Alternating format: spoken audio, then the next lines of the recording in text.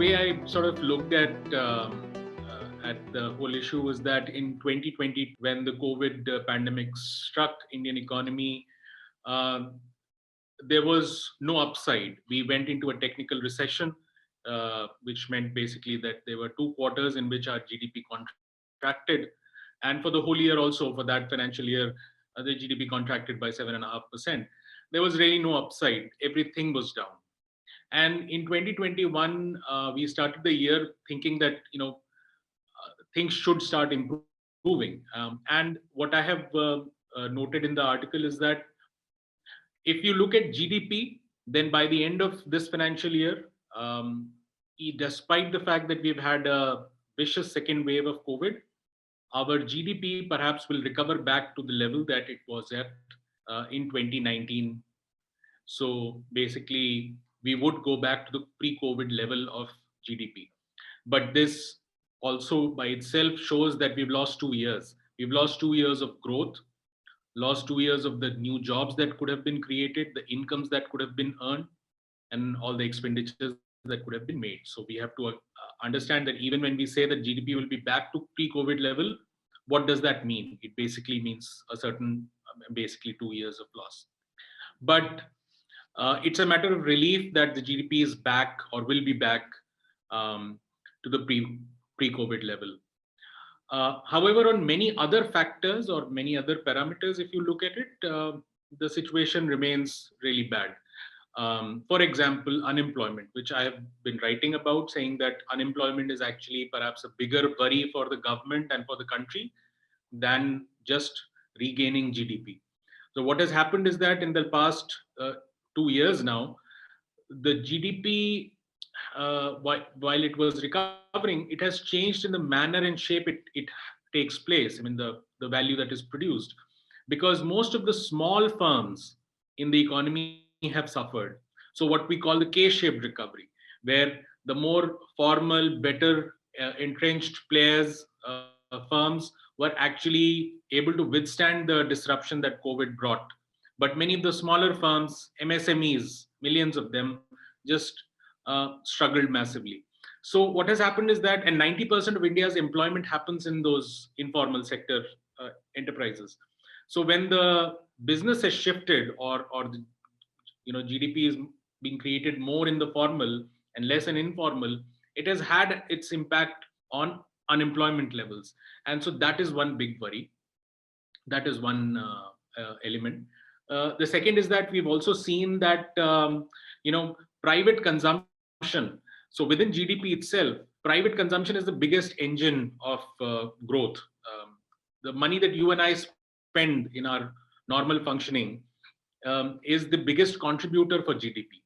It's around 55%. It accounts for 55% of the GDP. That particular engine continues to be in slump. We are below the 2019 level, and it matters because without private consumption recovering, growth cannot be sustained. So initially in 2021, when the GDP, people talked about growth rates coming back, that happened partly because of the very low base set by 2020. For us to sustain high growth, it requires the private consumption expenditures to grow fast, and that is not happening. So that's an area of worry. Another area of worry are the widening inequalities. Our viewers and readers would have noticed that the year started with an Oxfam report which talked about widening inequalities, and the year ended with a World Inequality Report. And everywhere, India is being marked out as one of the worst performers. Inequalities have just shot, and that's part of the K-shaped recovery again. So that is again an area of worry. Another area of worry, which again is not just COVID related, it's sort of a more longer term, medium term trend, is poverty levels. We've seen that because our growth has decelerated in the last 5, 6, 10 years, poverty levels have actually started going up. And it is actually for the first time since independence that we've seen a reversal. Typically, we used to see that the absolute number of people living in abject poverty was coming down, regardless of what is the percentage of people below poverty line. The absolute number of people were always coming down. But in the last 8 odd years, that number has actually increased. And that's quite a remarkable reversal. So even on poverty, and COVID hasn't helped in that regard again. So that is another area that where it has worsened. And last bit is on the inflation that I've written, which is that typically when you go through phases of low growth, slow growth, the one saving grace is that inflation is remains low, because there are fewer demand from people, and as we've seen, private consumption is low. But in the last 1 year, even in 2020, inflation remained high. So while on the whole, while GDP is sort of getting back, it's getting back without the same number of people being employed. It is getting back without people spending as much. It is getting back with higher inflation, with more inequalities, and with higher levels of poverty. Looking forward in 2022, again, on the face of it, 2022 should be the year where we can compare how the economy is after the 2 years of COVID disruption. 1 year when COVID contracted our economy, then second year, which is 2021, when our economy sort of recovered that lost ground. And so we come to 2022, and it can then be compared to 2019 and said, okay, this is who we were going into the COVID disruption, and this is who we are coming out of it in terms of the shape and form of the economy. But the first thing is Omicron, or any such variant that we may discover later on in the year, in 2022, because frankly, just like we were struck by the Delta variant in 2021, if Omicron surges or if some other variant surges later on in the year, then all bets are frankly off, because we do not know at that time what happens. Across the world, systems collapse, and the worry stops being about livelihoods or economy or fiscal deficit. All of that just goes out of the window. It's all about saving lives, and which is justifiable. So the first issue is obviously Omicron. What happens to that? If it's only a matter of number of cases going up without a pro rata disruption in the economy and death toll, then I don't think anybody bothers so much about a lot of people having flu if that doesn't really disrupt anything. But if it increases, then that's a big worry. If we presume for a moment that none of that will happen, Omicron will remain a subdued threat and it would not disturb, then we get to the real issues like how is the government looking at the economy. Now, one big worry amongst many economists is that government hasn't really appreciated the K-shaped recovery that we are talking about. So the unemployment situation, the rising poverty, the rising widening inequalities, all of those have somehow not been appreciated to the extent. And one argument being made by many economists is that during the second wave and after it, the government did not provide as much support to the economy. They believe that we have, recovered. We have had a V-shaped recovery, which is, I think, a wrong thing. And we've done several pieces I have written myself that it's not a V-shaped recovery. But if you believe that it's a V-shaped recovery, you will do less. And the data is showing that. When the second quarter GDP data came out, we showed that government spending is one of the lowest in the last 5 years. So I mean, that's quite remarkable how that's happening. So the next big issue is the budget. Whether the budget is an opportunity for the government to set right many of these things and set India forward on a growth path, and also a growth which is inclusive.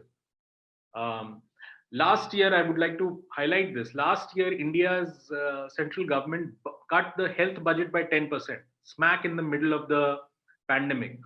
So that showed, and that was just before the second wave, that showed how the government was misreading the situation. So I'm hoping that this year, such misdiagnosis doesn't happen. If we are aware to the vulnerabilities of the Indian economy, as I've just mentioned, in different ways, then the budget would be of a different nature. But if we believe that everything is fine, then the budget would be of a very different nature. The third big factor in my view is going to be the whole set of elections that are state elections that are going to happen. There are 7 state elections that are going to happen, and very crucially, barring Punjab, in 6 of them, BJP is the ruling party. Now, without getting into who's getting what and who will win how many seats and whatever, I'm just laying out a question to viewers. Imagine of two polar opposites, one in which BJP wins all 7 states and one in which BJP loses all 7 states. Both those things will tell you the impact it may have on economic policy making. We've just seen the farm laws being repealed, and that was essentially an impact of the electoral compulsions. The government didn't want to get into UP and Punjab elections with the farm laws sort of holding it back. So imagine a scenario where BJP wins all the seats or loses all the states. It will definitely have a huge impact on how it reassesses its economic policy making, what tools it uses, and especially with the 2024 election coming up with very little time. So yeah, that through the year we'll have these elections and we will see that impact. The next thing is NPS, the non-performing assets. Now many of the viewers might remember that before the COVID pandemic, one of the big things for the last almost 4 or 5 years preceding that was the massive mountain of bad loans with the banks. And the argument was that because there were massive bad loans, the banks could not lend to the rest of the economy and the economy could not move ahead. And we saw a constant deceleration in the Indian economy. Credit growth was massively hampered and government was time and again bailing out banks. Um, Now, it's not as if everything has got sorted. In the last 2 years, basically what has happened is that we've suspended that asset review. We've asked banks do not get into asset review because right now these are extraordinary circumstances and this is justified. But in 2022, when normal times resume and those asset reviews start, it is very likely that the NPA levels will jump. Because as I said again, with the K-shaped recovery, there are a lot of smaller firms which have struggled and may not be able to pay back. And they may find that even in 2022, they don't have a business left to pay back. And if that happens, then that creates a huge number of NPAs. And from there, that moment on, it creates a massive hurdle, a stumbling block for the rest of the economy going forward.